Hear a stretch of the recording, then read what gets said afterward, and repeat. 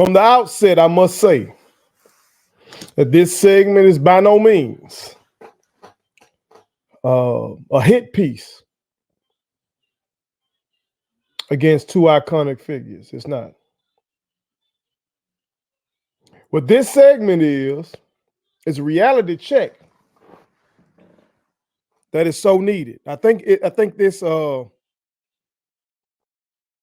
cap the year off right. The year in which you can argue I've been at war with the concept of celebrity worship. Okay. So when I talk to you about the things that I've learned about Walter Payton, Deion Sanders, and others, but particularly Walter Payton and Deion Sanders this year, I've learned a lot about those gentlemen.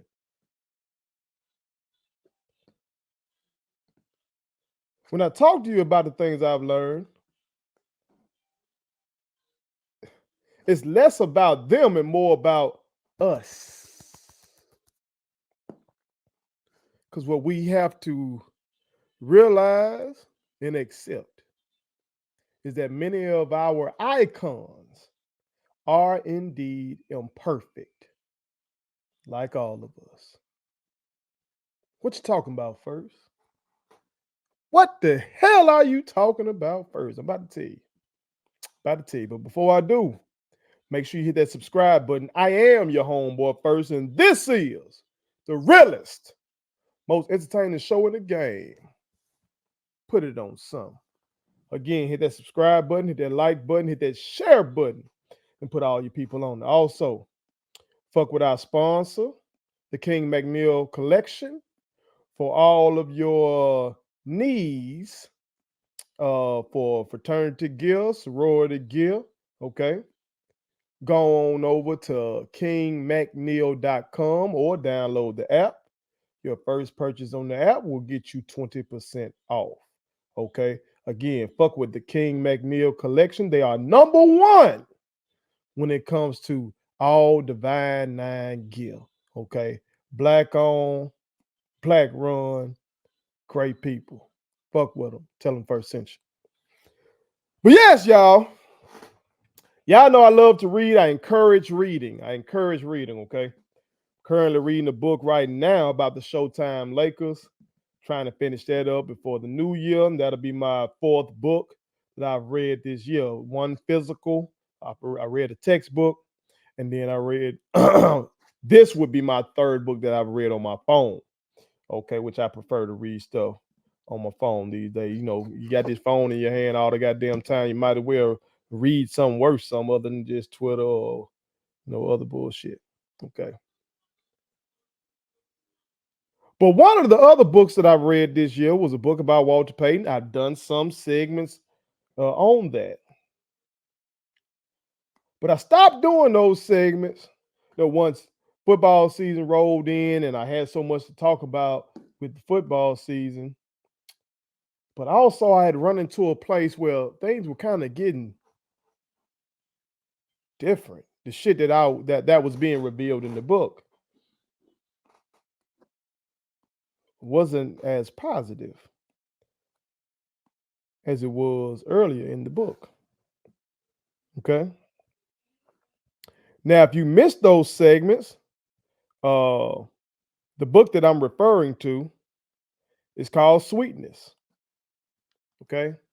It's called Sweetness. The Enigmatic Life of Walter Payton. It's by Jeff Pearlman. I highly recommend this book.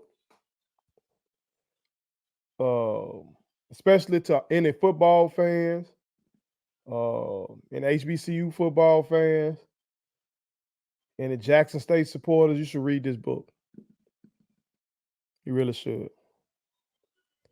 It's damn good. It's damn good. But it gives you a full picture of one of the greatest athletes of all time, Walter Payton.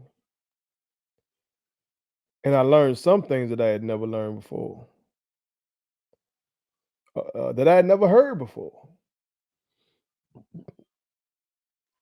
See, being from this area in the Jackson metro area, Canton specifically, Canton, Mississippi, and knowing that Walter Payton went to Jackson State, we always just respect Walter. And then it seemed like with his accomplishments in the NFL, he's up on this pedestal, and they have the Walter Payton Man of the Year award, which they keep presenting to us as the most prestigious award you can get, for your service to humanity. That you get the Walter Payton Man of the Year award.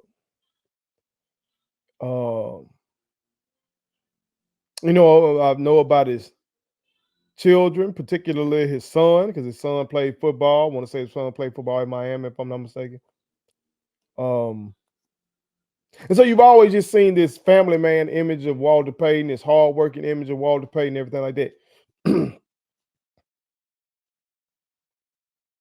I never knew Walter Payton was cheating on his wife left and right like that, particularly with white women. I never knew that.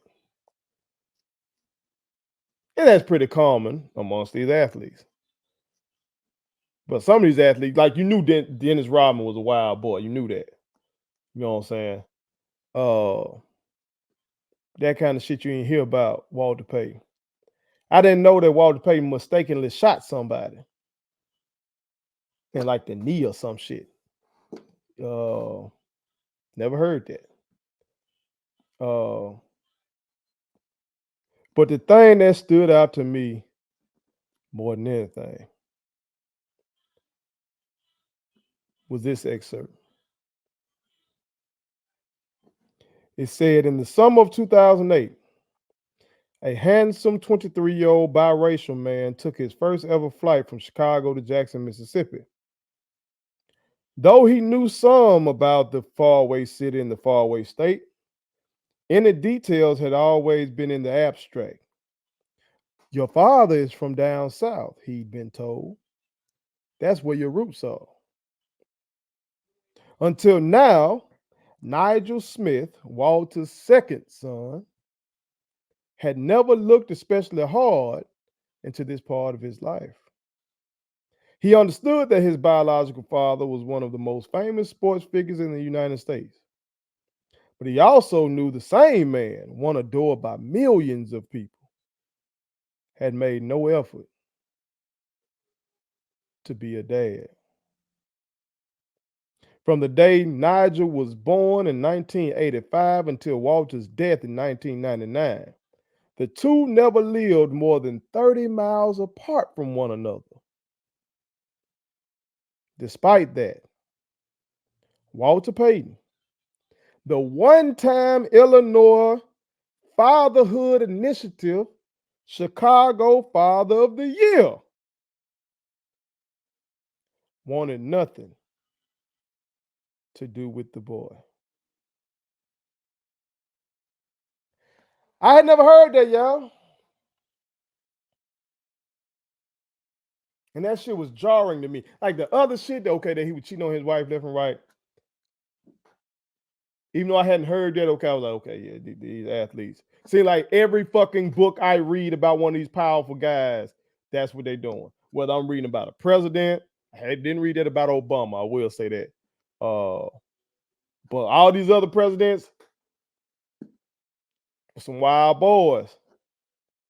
Okay. And I'm just saying, I haven't read that about Obama. I'm not saying it ain't happened. I'm just saying I haven't read that yet. Okay. I would say it's probably unlikely given the fact that him being a black president, he was under extreme scrutiny. But hey, again, I don't know. I don't know. Okay. I don't want to be naive anymore. But definitely with these athletes, like I'm saying, I'm reading the Showtime Lakers book right now. And from what I'm reading in that book, I see how Magic got HIV. Magic was wild and wild. Wild.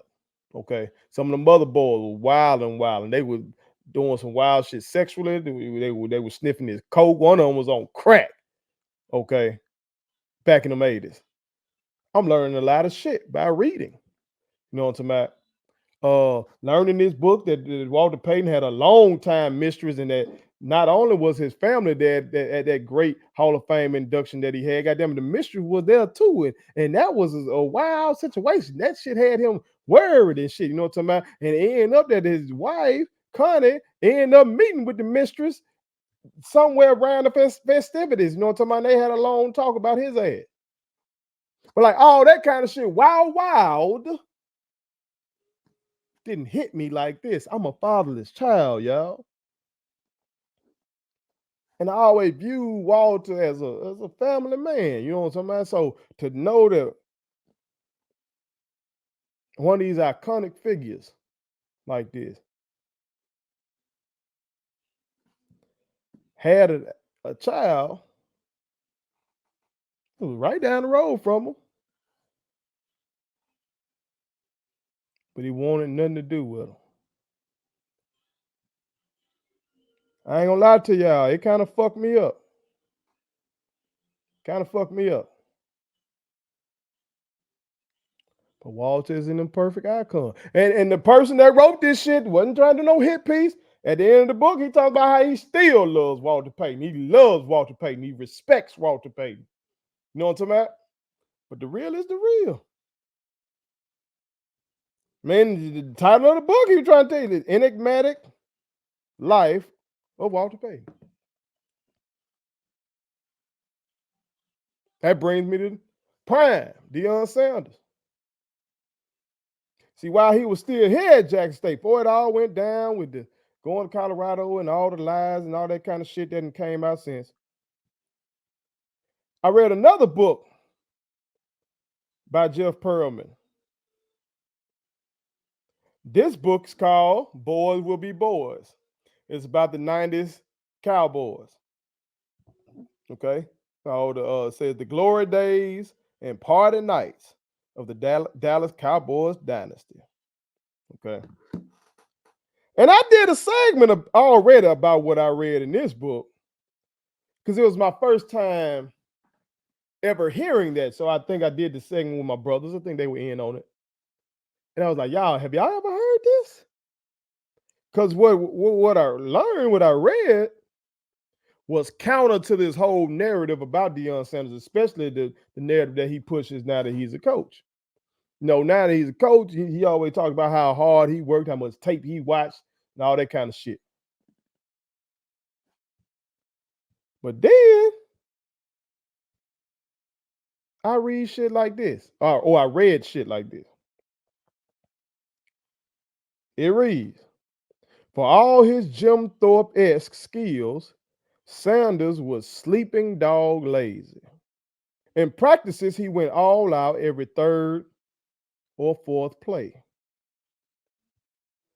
Another excerpt. It says, I still remember Deion's first team meeting, says Clayton Holmes, the veteran cornerback. See, the man be putting names on his sources and shit, too. We were so fundamental about film. The way we studied it was critical. Well, Deion comes in, put his feet up on the table, and doesn't even watch.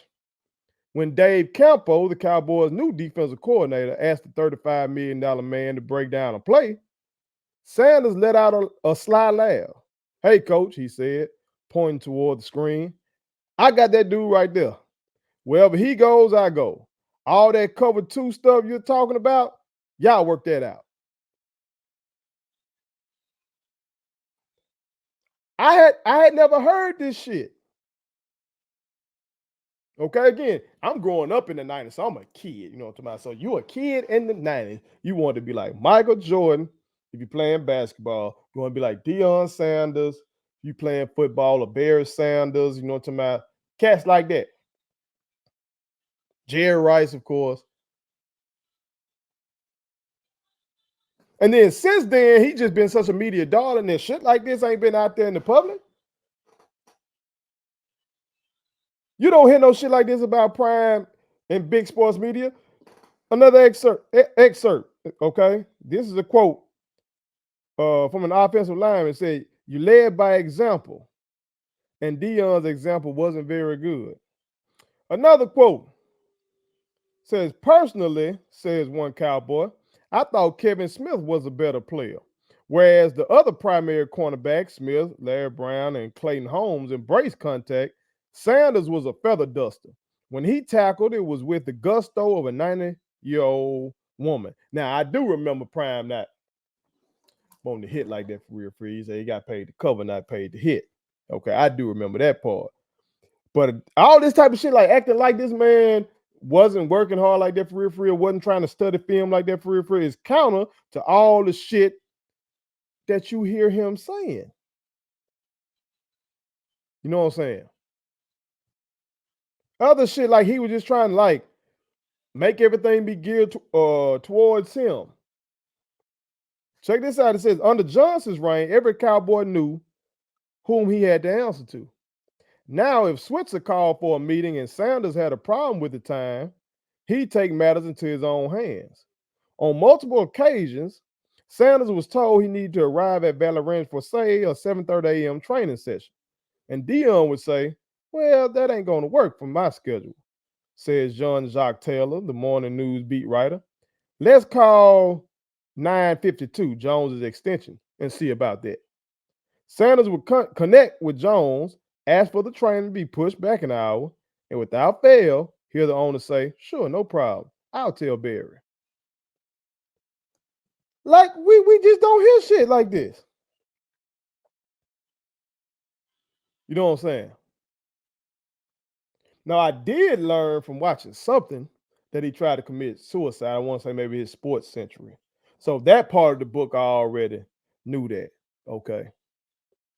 And I respected him for being open and honest about that too. If y'all watched my live that I did during Suicide Prevention Month, you know I talked about that. Okay.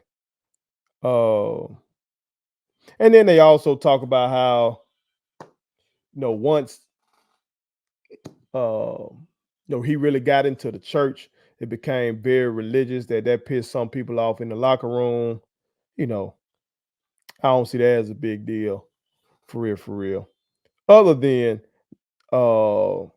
seemed like he used his pull to kind of force out the spiritual leader that they had to end up getting one of his guys, a guy by the last name Hornbuckle, to be like the spiritual leader or something like that, or should I say the official team chaplain? Okay. And shit, this motherfucker end up convicted of rape involving 3 young women, including 2 members of his church. So it's just some wild shit. Like, I take that from the book, which I read that book again before all the Colorado bullshit went down. And then now I couple that with all the lies that have come out since the Colorado shit went down. And I just got to say to myself that Prime, too, is an imperfect icon. And we got to realize that's all right. And stop making excuses for these people and realize these motherfuckers are human just like we are. And it just so happens that their gift from God is valued by society and they got paid handsomely for it and got so much attention. But you have a gift from God too. You just got to figure out what that is, okay? And put forth maximum effort to become as excellent as you possibly can be in utilizing that gift, okay?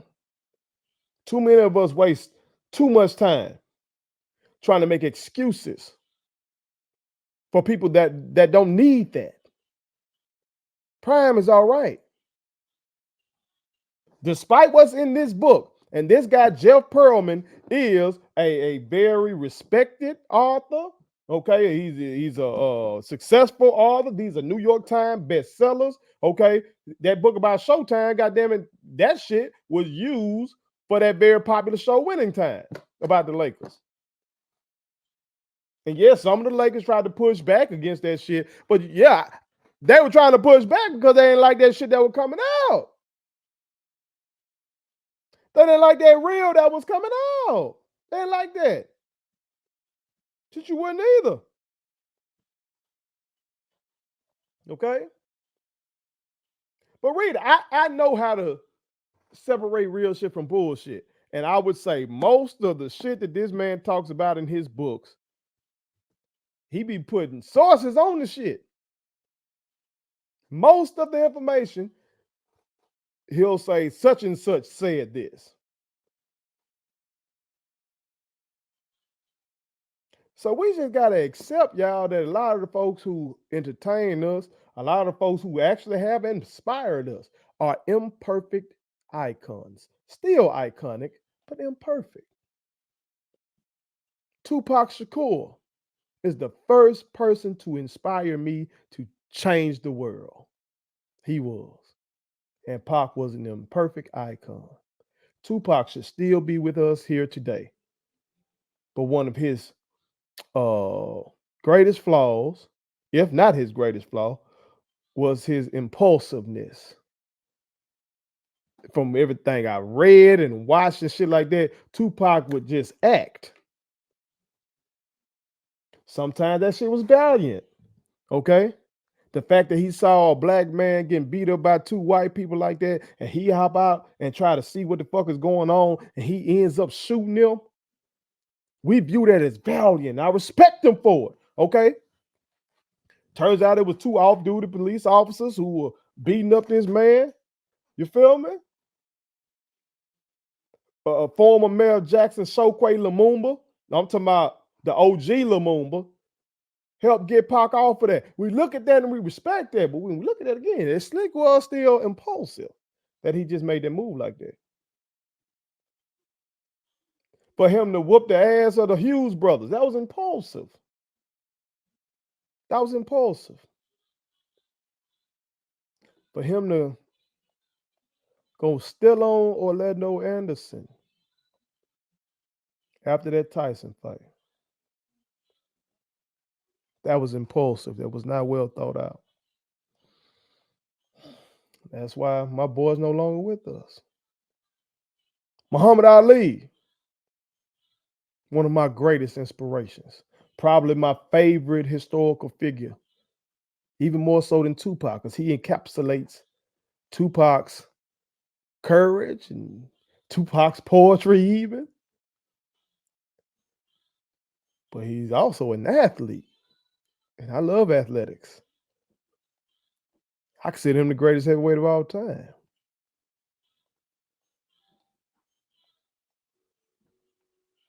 But he was an imperfect icon. Ali was a womanizer. He was. If I try to emulate that aspect of his character in my marriage ain't gonna last. Just like 3 of his marriages didn't last. My boy got married 4 goddamn times. Now the first one didn't last because of his religious conviction, which I partly respect, but on the other hand, another imperfection, my boy was gullible to an extent. Some of the shit that Elijah Muhammad was telling him was bullshit.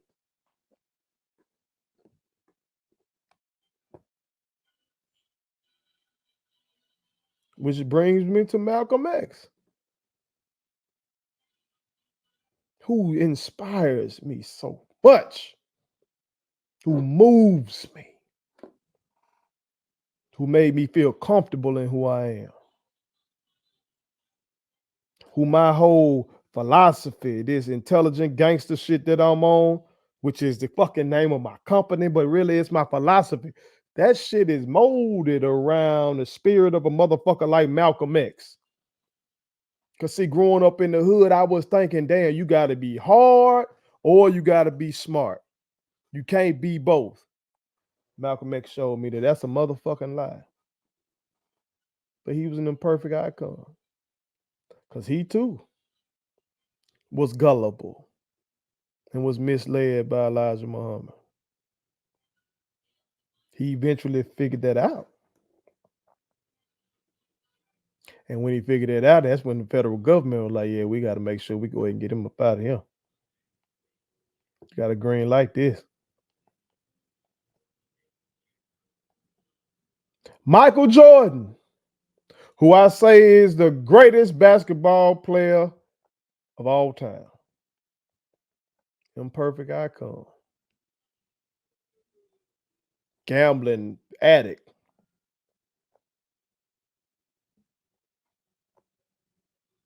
His first marriage didn't work out, probably because he's cheating and shit. The way my boy eyes be looking, I'd be worried if he an alcoholic. Doesn't seem to be in tune enough with societal issues. Seems to be kind of ambivalent about it most of the time. Imperfect. Imperfect.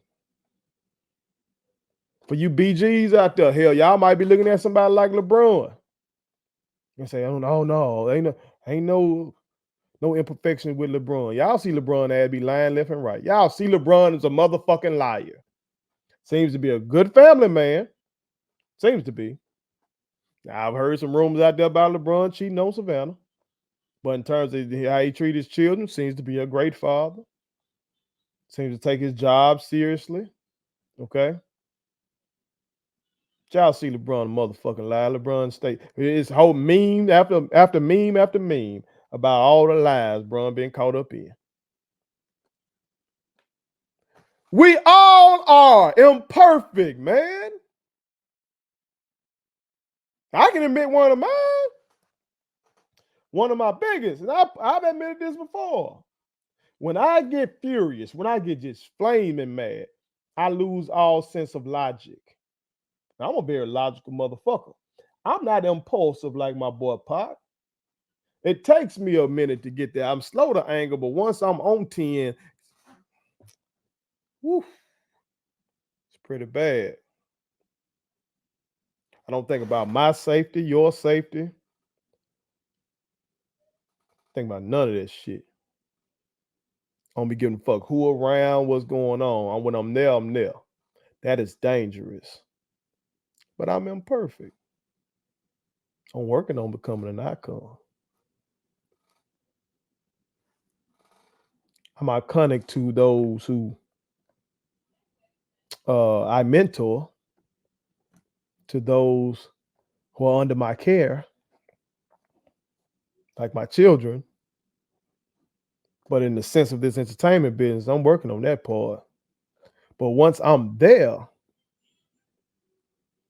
don't forget that your homeboy first is imperfect too, just like you. Okay?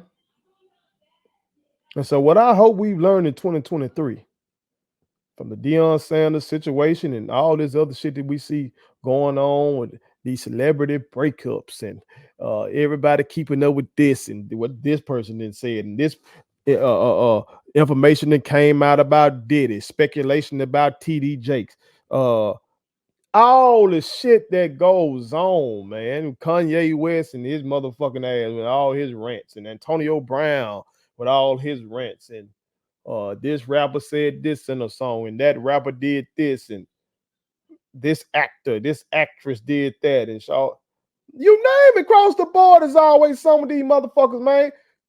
Hey, love yourself. Love yourself. Okay?